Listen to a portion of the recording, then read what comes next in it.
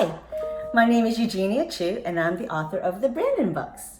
Now if you're familiar with my books, you know that all of my books have a little Chinese in them with Pinyin pronunciation. And at the beginning of each book, I have a preface where I explain that Pinyin is the official language to transcribe Mandarin Chinese into the Roman alphabet.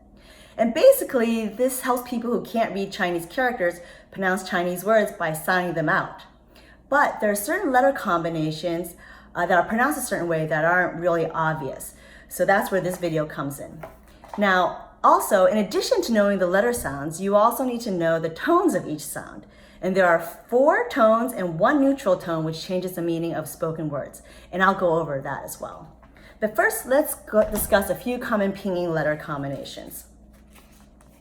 One is AI, which is pronounced like I in like. An example would be I, as in the word love. So again, AI is pronounced I. AO is pronounced ow, as in how. An example is 熊猫, like panda, which is in my new book, Brandon Goes to Beijing. So again, AO is pronounced ow. IAO is pronounced as yao, as in meow, like a cat. And an example is 饺子, like the Chinese dumplings in my first book, Brandon makes 饺子. Again, IAO is pronounced as yao. IANG is pronounced as young. Now, an example would be 漂亮, as in pretty. Again, IANG is pronounced as young. IE is pronounced as yeah, as in yes.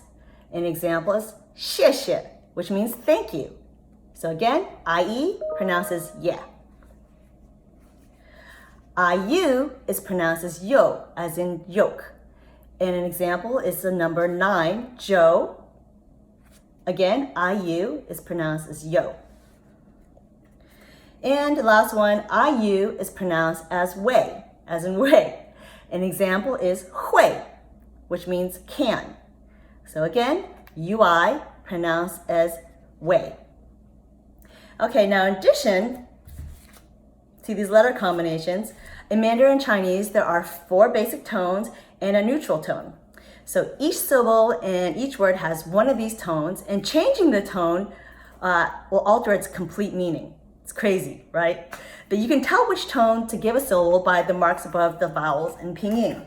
And let me turn to the page here. Let me show you.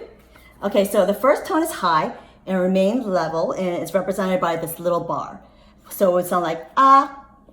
And the second tone goes up, and it's abrupt. It's represented by this mark that just goes up like that, and it's pronounced ah. Now, third tone falls in pitch, and it goes up again, and it looks like this, like a little V or a little U, and it's pronounced ah.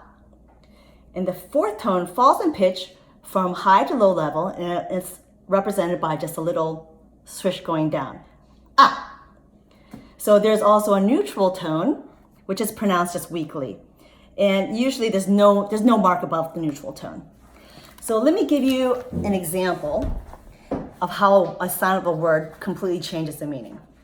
So here, I printed out an example of ma. Okay, so ma, first tone, ma, or mama, means mother. But if you change it to second tone, ma, it means linen, or like mabu. Ma means numb, or mabu, like linen. If you change it to the third tone, ma, it means horse. And if you change it to the fourth tone, ma, it means to scold or to yell at. And neutral tone, ma, no sound, no mark above it, that's what you usually use at the end of a question. For example, 你好吗? How are you?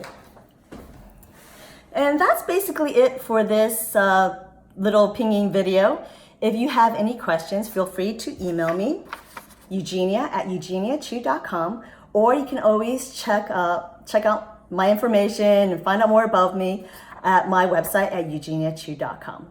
Okay, thank you. I hope this was helpful.